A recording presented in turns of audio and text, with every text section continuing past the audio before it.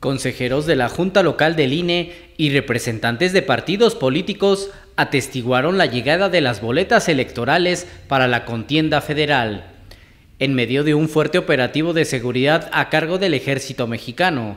La vocal ejecutiva de la Junta Local del Instituto Nacional Electoral, Ana Lilia Pérez Mendoza, puntualizó que primero se entregaron 384,501 boletas en el Distrito Federal 2.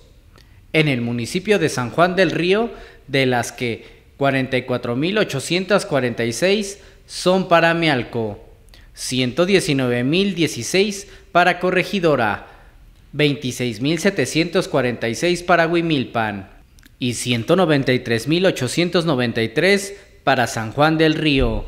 Además, se recibieron 383,400 boletas en el Distrito Federal 03. Para los electores del municipio de Querétaro, las bodegas donde se resguardan las boletas y material electoral cuenta desde ahora con presencia permanente de militares, además que para abrirse y cerrarse requieren todo un protocolo de seguridad. Son selladas con cada uno de los sellos de los consejos distritales.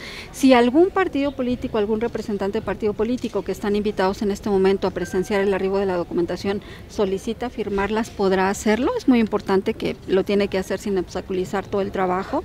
En este momento, o puede hacerlo el día de la jornada electoral en la casilla, pues pueden solicitar uno o más partidos políticos firmar las boletas electorales. Y es, digamos, un elemento más de seguridad que le vamos a imprimir.